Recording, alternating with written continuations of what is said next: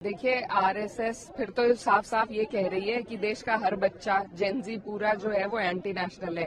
तो मतलब नेशनलिस्ट होने का अधिकार सिर्फ आरएसएस को है या बीजेपी वालों का है। पहली बात, इनसे कोई सर्टिफिकेट चाहता नहीं है। इनके प्रोपेगेंडा हमेशा ये जो भी कोई विरोध की आवाज उठती है उसको एंटी नेशनल बताने का जो करार करते हैं, तो ये अब दुनिया समझ गई है, देश समझ गया है हमारा, और हमारे देश के युवा भी समझ गए हैं। तो इनसे किसी को भी सर्टिफिकेट नहीं चाहिए। जिन्होंने अपने कार्यालय पे झंडा भी फहराने में इतनी टाइम लगाया, जिन्होंने आज तक राष्ट्रगीत, अब आके ये लोग उसका बखान कर रहे हैं, पर इनका तो अपना ही एजेंडा है और वो एजेंडा भारत का एजेंडा नहीं है। वहाँ भारत के बच्चे थे, भारत के नागरिक थे, और ये देश सभी का है। और बच्चे अब सवाल पूछना सीख चुके हैं, और सरकार को सचेत हो जाना चाहिए कि एक आंदोलन, उसके बाद जो वादा खिलाफी हो रही है, दोबारा जब आंदोलन होगा तो ये सरकार टिक नहीं पाएगी। देखिए ये कोई चुनावी संबंधी आंदोलन नहीं था कि किसी एक बाई इलेक्शन के लिए आंदोलन हुआ।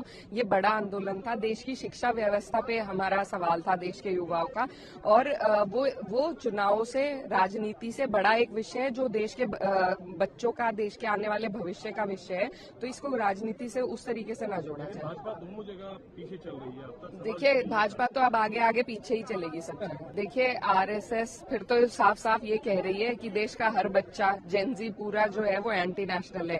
तो मतलब नेशनलिस्ट होने का अधिकार सिर्फ आरएसएस को है या बीजेपी वालों का है। पहली बात, इनसे कोई सर्टिफिकेट चाहता नहीं है। इनके प्रोपेगेंडा हमेशा ये जो भी कोई विरोध की आवाज उठती है उसको एंटी नेशनल बताने का जो करार करते हैं, तो ये अब दुनिया समझ गई है, देश समझ गया है हमारा, और हमारे देश के युवा भी समझ गए हैं। तो इनसे किसी को भी सर्टिफिकेट नहीं चाहिए। जिन्होंने अपने कार्यालय पे झंडा भी फहराने में इतनी टाइम लगाया, जिन्होंने आज तक राष्ट्रगीत, अब आके ये लोग उसका बखान कर रहे हैं, पर इनका तो अपना ही एजेंडा है और वो एजेंडा भारत का एजेंडा नहीं है। वहाँ भारत के बच्चे थे, भारत के नागरिक थे, और ये देश सभी का है। और बच्चे अब सवाल पूछना सीख चुके हैं, और सरकार को सचेत हो जाना चाहिए कि एक आंदोलन, उसके बाद जो वादा खिलाफी हो रही है, दोबारा जब आंदोलन होगा तो ये सरकार टिक नहीं पाएगी। देखिए ये कोई चुनावी संबंधी आंदोलन नहीं था कि किसी एक बाई इलेक्शन के लिए आंदोलन हुआ।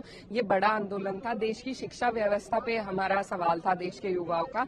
और वो चुनावों से, राजनीति से बड़ा एक विषय है जो देश के बच्चों का, देश के आने वाले भविष्य का विषय है। तो इसको राजनीति से उस तरीके से ना जोड़ा जाए। भाजपा दोनों जगह पीछे चल रही है। देखिए भाजपा तो अब आगे आगे पीछे ही चलेगी सब जगह।